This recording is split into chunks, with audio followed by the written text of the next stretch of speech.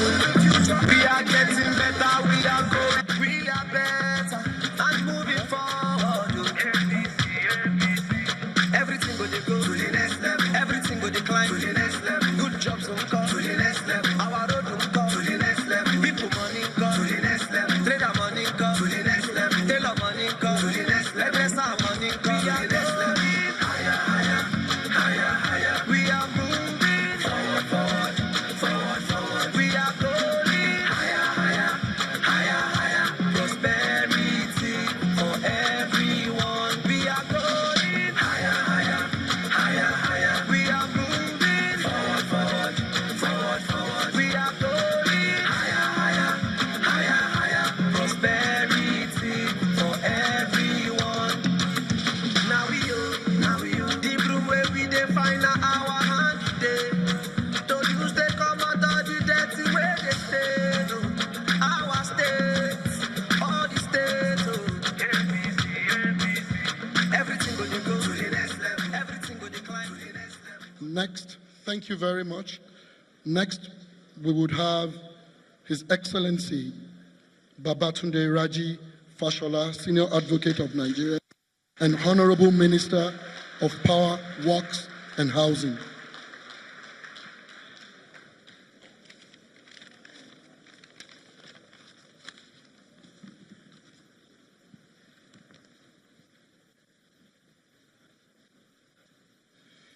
Getting better, we are going higher. Today points to the future.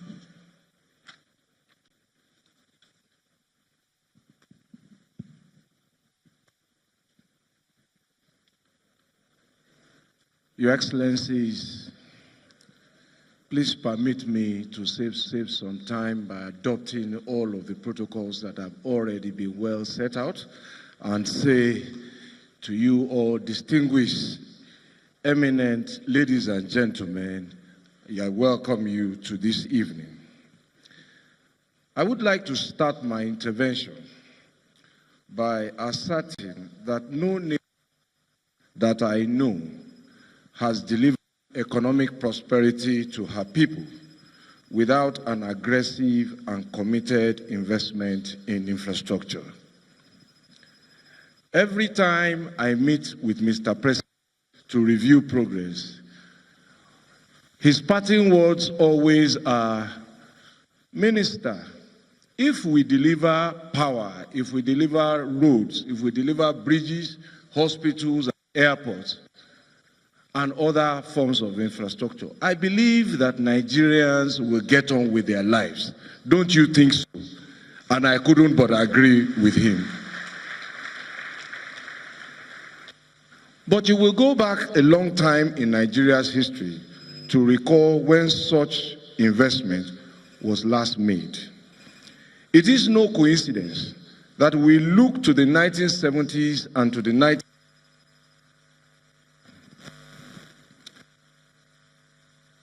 were the days when we built new airports, new seaports, new stadia, new refineries, new highways and bridges, and so on.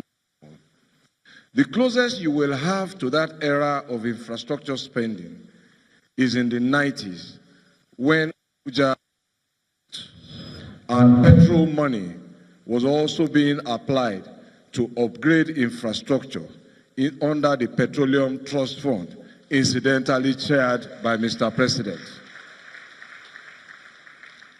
Sadly, we lost an enormous opportunity when recently oil prices exceeded $100 per barrel and stayed there for almost a decade. And we have no new airport, no new refinery, no new bridges, no new petrochemical plants, no new seaport to show accountability for where all the money went. We all know what happened, but I think it is important to emphasize that during that period, we spent only 15%. We committed only 15% of our annual budget to infrastructure. And the budget for works dropped to an all-time low of 18.13 billion in 2015 when I resumed office. With less resources, oil prices well below $100 and at some time having dipped to below $30, the Buhari administration has been clear in its mission and purpose that the key to the ease of doing business, to economic prosperity, and to jobs and employment for our people lies in investing scarce resources in infrastructure, not in sharing the money.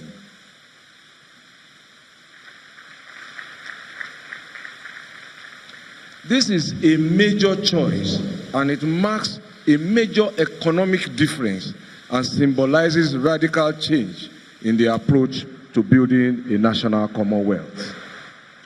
With much fewer resources and within a shorter time, the Buhari government is currently executing 365 road projects simultaneously in 36 states.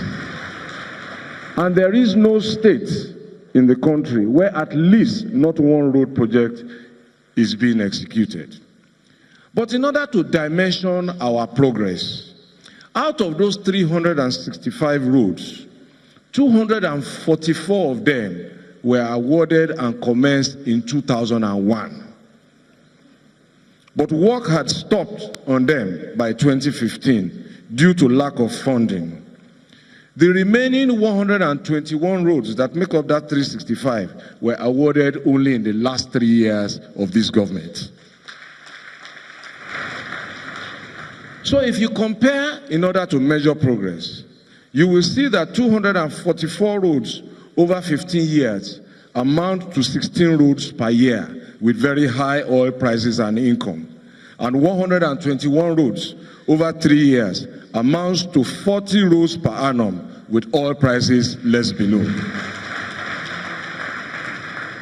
Apart from roads, as we have seen, there are housing projects in 34 states where land has been provided, and at least 1,000 people are employed on each of these sites, with the economic benefits of jobs for artisans, for welders, for bricklayers, for food vendors, and transporters, and some of the most vulnerable people on whose behalf we manage Nigeria's resources. Incidentally, this is only the second time that Nigeria has undertaken a national housing project. The first was during President Buhari's time, President Shagari's time, and this is the second. All other interventions have existed, but none on a national scale like this. 9 universities and 15 markets, which comprise 80,000 shops and small businesses, are at the cusp of getting uninterrupted power through our mini-grid policies, and you have seen some that have been completed. 13 universities and 1 university teaching hospital, the University College, UCH, are having their internal roads being attended to for the first time in decades, and this is investment in education. Power supply is growing at an average of 1,000 megawatt per annum over the with more to come, which when compared to the previous average of 250 megawatt per annum means that we are running faster than what we met. This is a high-level summary of the clear choices that the Buhari government has made to build the foundation for recovery by investing in infrastructure. I will go quickly to some of the specifics of what to expect in addition to what has been shown. And they include the completion of the 215 megawatt Kaduna power plant, the 30 megawatt Gurara power plant, the 240 megawatt Afam fast power plant, the 40 megawatt Kashimbi power plant, and the 700 megawatt power project. And of course, the commencement of the Mambila hydropower. Let me quickly just emphasize the impact of the Mambila, apart from agriculture, water supply, and energy. That project will require 18,240,000 bags of cement to build. So for those who deal in cement, for those who transport cement, income, employment, and work is underway. It will require 18,981,000 tons of aggregate, sand, granite, stones. So this is the release, really, of the mining sector to its fullest capacity when the construction starts. It will also require 42,000 tons of steel. And so for those who make steel, who transport steel, who ship steel, this is an economy at the cost of delivery. We have also received 116 unsolicited applications from workers, insurance, exporters, security companies, all asking not to be left behind when this project starts. So the result will be an ecosystem of jobs that cover mining, transport, shipping, insurance, security, labor, logistics, and manufacturing, to mention a few.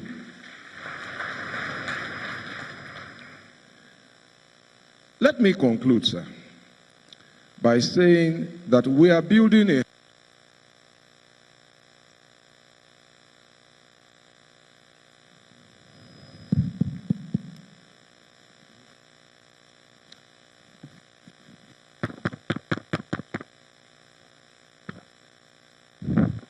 Let me conclude by saying that we are building a house of national prosperity that will stand the test of time, leave no one behind, and become an enduring fortress against poverty. It requires a very solid foundation based on infrastructure. The current social interventions like End Power and Trader Money are only but short-term reliefs before our house of prosperity is complete. It is now only a matter of time for the fruits of the harvest of our investment to come full. Thank you very much for your attention.